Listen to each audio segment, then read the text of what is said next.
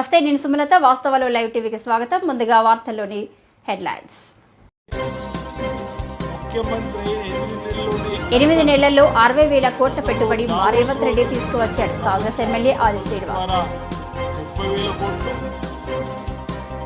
తహసీల్దార్ కార్యాలయంలోకి ఖాళీ బిందెలతో వెళ్లి నిరసన తెలిపిన మహిళలు.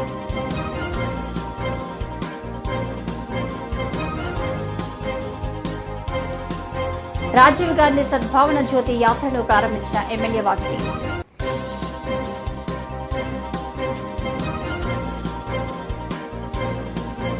శంషాబాద్ ఎయిర్పోర్ట్లో భారీగా బంగారం పట్టివేత.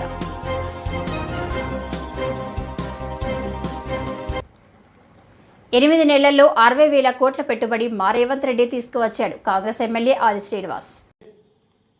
ముఖ్యమంత్రి అయిన 8 నెలల్లోనే ఘనతను గతంలో దావోస్లో జరిగినటువంటి ప్రపంచ ఆర్థిక సదస్సు ద్వారా 30,000 కోట్లు, ఇప్పుడు 31,000 పైచీలకు ఇంచుమించు 60,000 కోట్లను 8 మాసాల్లోనే తీసుకొని రావడానికి కృషి తెలిపినటువంటి తహసీల్దార్ కార్యాలయంలోకి ఖాళీ బిందెలతో వెళ్లి నిరసన తెలిపిన మహిళలు. సూర్యాపేట తుంగతుర్తి పట్టణంలో నీటి సరఫరా లేకపోవడంతో 4వ వార్డు ప్రజలు తహసీల్దార్ కార్యాలయంలోనికి ఖాళీ బిందెలతో వెళ్లి ఆందోళన చేశారు.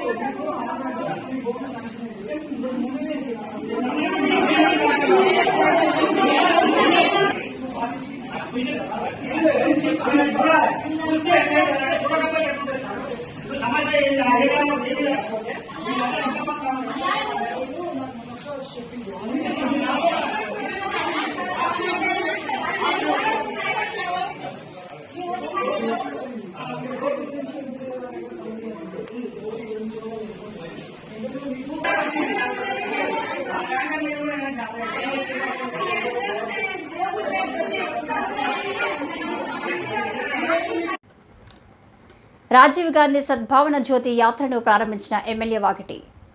నారాయణపేట జిల్లా మక్తల్ నియోజకవర్గం కృష్ణ మండలం టై రోడ్ చెక్ పోస్టు రాష్ట్ర సరిహద్దులో కృష్ణ బ్రిడ్జి వద్ద రాజీవ్ సద్భావన యాత్ర జ్యోతిని మక్తల్ నియోజకవర్గ శాసనసభ్యులు వాకిటి శ్రీహరి, కర్ణాటక కాంగ్రెస్ నాయకుడు దొరైస్వామి నుండి అందుకొని బైక్ ర్యాలీని ప్రారంభించారు.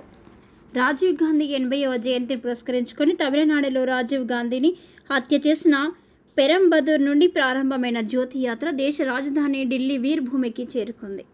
తెలంగాణ రాష్ట్ర సరిహద్దు చెక్పోస్ట్ నుండి మొదలైన bike rally Maganur, Makthal town, Utkoor మీదుగా సింగారం చౌరస్తా వరకు సాగింది. ఈ ర్యాలీ యాత్రలో వందలాది మంది కాంగ్రెస్ పార్టీ కార్యకర్తలు, యువకులు తమ ద్విచక్ర వాహనాలతో ర్యాలీని కొనసాగించారు. అంతకుముందు మక్తల్ చౌరస్తా కూడలిలో అంబేద్కర్ విగ్రహానికి పూలమాల వేసి నివాళులర్పించారు.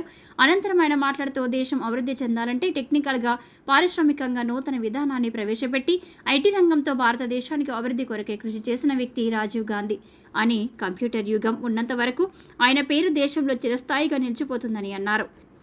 రాహుల్ గాంధీ పాదయాత్ర రాజీవ్ సద్భావన యాత్ర మక్తల్ నియోజకవర్గంలో ప్రారంభమవడం ఎంతో అదృష్టమని, దేశంలో అన్ని వర్గాల వారు సోదర భావంతో వెలుగుతూ పార్టీలకు అతీతంగా సెక్యులర్ భావాలతో పాటుపడాలన్న ఉద్దేశం రాజీవ్ సద్భావన యాత్ర అని అన్నారు. బంగ్లాదేశ్లో హిందువుల అణచివేతకు దౌర్జన్యాలకు గురవుతున్నారని ఖండించిన మొట్టమొదటి వ్యక్తి రాహుల్ గాంధీ అని సందర్భంగా అన్నారు. కార్యక్రమంలో నియోజకవర్గంలోని కాంగ్రెస్ పార్టీ వివిధ హోదాల అధ్యక్షులు, నాయకులు, కార్యకర్తలు పాల్గొన్నారు.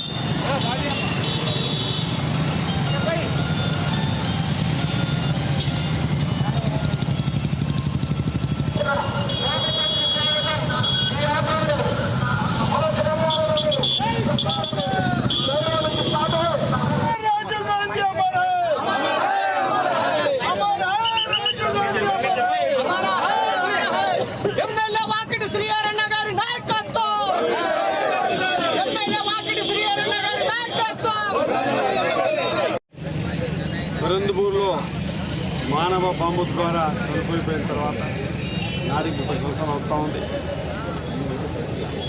అక్కడి నుంచి మొదలైన ఈ రాజీవ్ గాంధీ సద్భావన యాత్ర వీరభూమి వరకు తమిళనాడు, కర్ణాటక ఉండగా తెలంగాణ, ఆ తర్వాత ఉత్తరప్రదేశ్, మహారాష్ట్ర, ఉత్తరప్రదేశ్ నుంచి వీరభూమి వరకు వెళ్తూ ఉంది.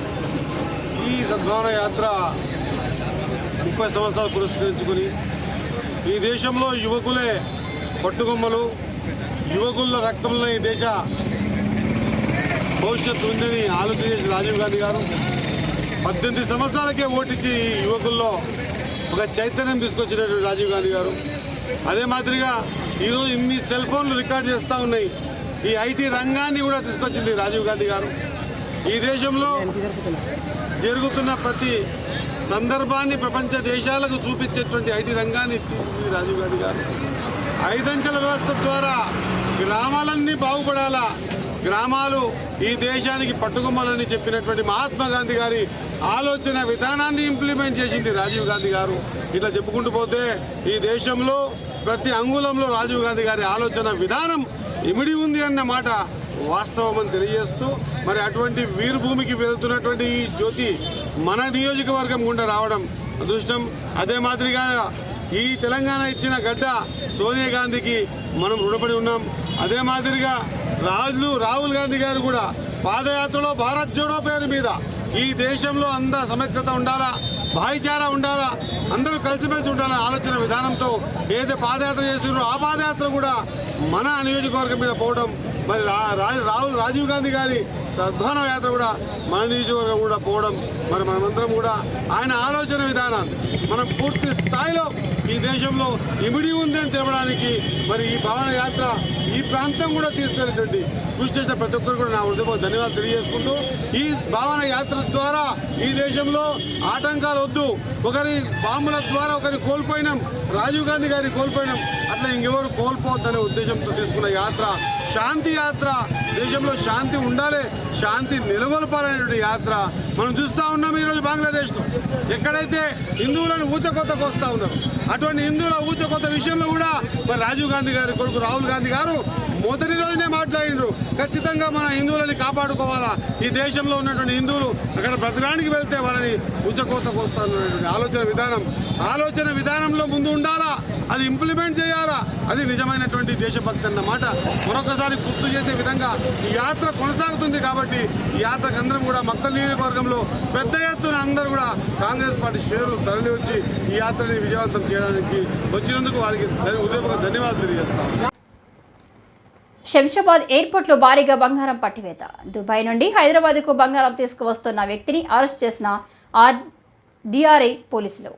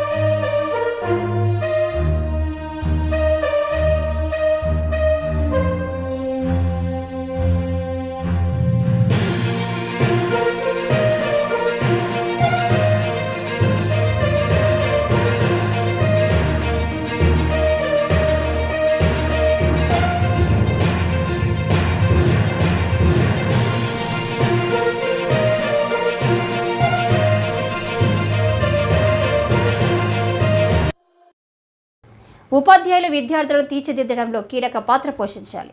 తెలంగాణ రెవెన్యూ శాఖ మంత్రి పొంగులేటి శ్రీనివాసరెడ్డి కూసుమాంజి ఎమ్మెల్యే క్యాంపు కార్యాలయంలో ప్రభుత్వ పాఠశాలలు, కళాశాలల హెడ్ మాస్టర్లు, ప్రిన్సిపల్తో సమీక్ష సమావేశం.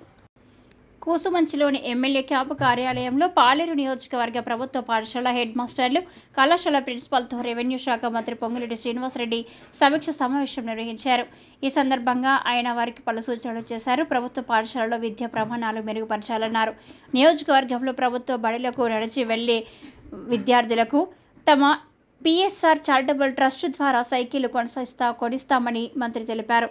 విద్యార్థులు మద్యం మత్తు పదార్థాలకు దూరంగా ఉండే విధంగా చూడాలని అన్నారు.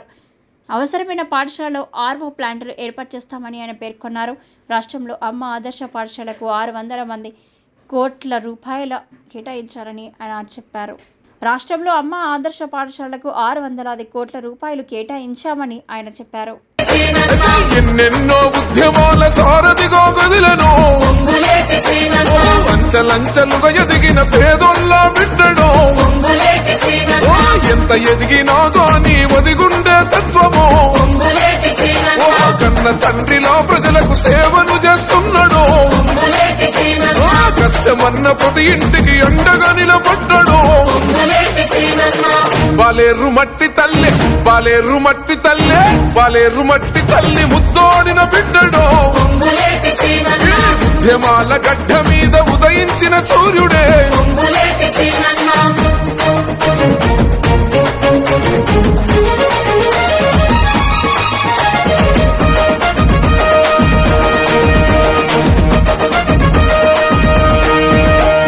రాజకీయ కుట్రలో ఎత్తులు పసిగట్టను. జనం సొమ్ము తినమరిగిన దొంగల ప్రశ్నించ. ఆ రోజు తెలంగాణ ఉద్యమం జేఏసీ ఏర్పాటు చేశాం. ఇప్పుడు ప్రభుత్వంపై పోరాటానికి జేఏసీ ఏర్పాటు చేస్తున్నాం. మేనిఫెస్టోలో పీఆర్సీ, టీఏ, డిఏ అని అన్నారు. కానీ 9 నెలలైనా ఇంకా ఇవ్వలేదు. ఇప్పటికీ 4 డిఏలు ఇవ్వలేదు. సీఎం మమ్మల్ని కలిసి మా సమస్యలు పరిష్కరిస్తామన్నారు. కానీ ఇప్పుడు ఆయన కలిసే పరిస్థితులు లేడు అని, ప్రభుత్వం మమ్మల్ని పట్టించుకోవడం లేదని 1వ తేదీన జీతాలు అంటున్నారు. కానీ ఇంకా కొన్ని డిపార్ట్మెంట్లకు 1వ తేదీన జీతాలు రావట్లేదని, 15 రోజుల్లో మా భవిష్యత్తు కార్యాచరణ ప్రకటిస్తామని, మా ఉద్యమాన్ని మరింత ఉధృతం చేస్తామని ఉద్యోగ జేఏసీ హెచ్చరిక చేశారు.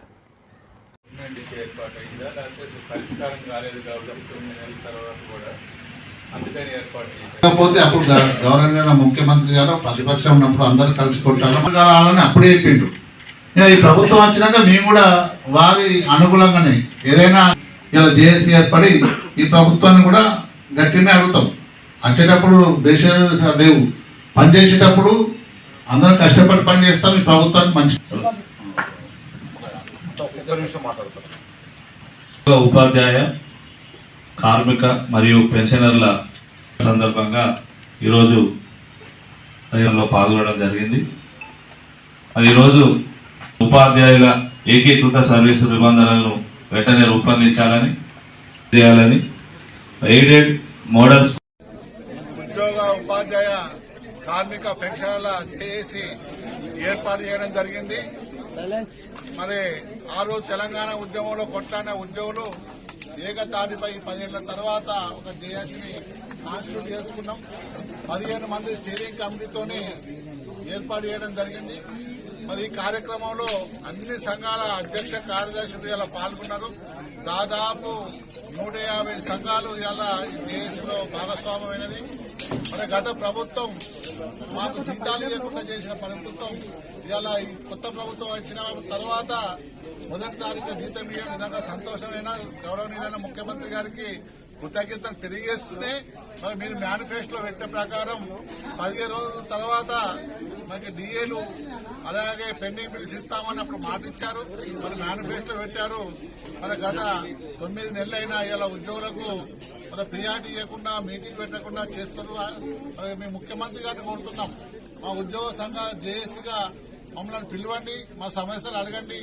ఇలా 4 డిఏలు పెండింగ్ ఉన్నాయి. ఇంకొక 5వ డిఏ కూడా వచ్చే క్రమంలో మరి సిపిఎస్ అయితే మీరు మా ప్రభుత్వం వచ్చాక రద్దు చేస్తానన్న సందర్భాన్ని మీకు గుర్తు చేస్తున్నాం. మరి ఇలా పీఆర్సీ మన ఫిట్మెంట్ మంచి ఫిట్మెంట్ ఇచ్చేసి పీఆర్సీ కూడా ప్రభుత్వ బాధ్యతగా ఇలా మేము గుర్తు చేస్తున్నాం. మేము ప్రభుత్వ ఉద్యోగులుగా మీతో కలిసికట్టుగా పనిచేస్తాం. మీ ప్రభుత్వానికి మంచి పేరు, మన ప్రభుత్వానికి మంచి పేరు వచ్చేటట్టు ఉద్యోగ సంఘాలుగా చేస్తాం. కానీ మాకు వచ్చిన మా న్యాయమైన హక్కులను మీరు ఇవ్వడానికి ముందుకు రావాల్సిన బాధ్యత మీరు తీసుకోవాలి. ముఖ్యమంత్రి గారు అంటే ప్రజలను ఇలా ఉద్యోగులను కన్నా పిల్లలా చూసుకోవాల్సిన బాధ్యత మీకున్నది. ఇలా రైతులకు ప్రజలకు అన్ని రకాలుగా వాగ్దానాలు చేసి ఇలా తీర్మానాలు చేసి ఇచ్చారు. కానీ మాకు ప్రభుత్వ ఉద్యోగులుగా చాలా పెండింగ్ ఉన్నాయి. మమ్మల్ని పిలిచి మాకు న్యాయమైన డిమాండ్స్ ను మీరు అమలు చేస్తారని త్వరలోనే మా ఆశాభావం వ్యక్తం చేస్తున్నాం. ఇలా జేఏసీగా ఓ 10-15 రోజులలో మరొక సమావేశం ఏర్పాటు చేసుకుని అన్ని సమస్యలను మాట్లాడుకుని అన్ని జిల్లాలను ఏకీకృతం చేసుకుని అన్ని సమస్యల సాధన సదస్సుగా చేసి జేఏసీలో అన్ని సమస్యల హక్కుల కోసమై పోరాడడానికి సన్నాహం చేస్తున్నాం. జై తెలంగాణ, జై హింద్.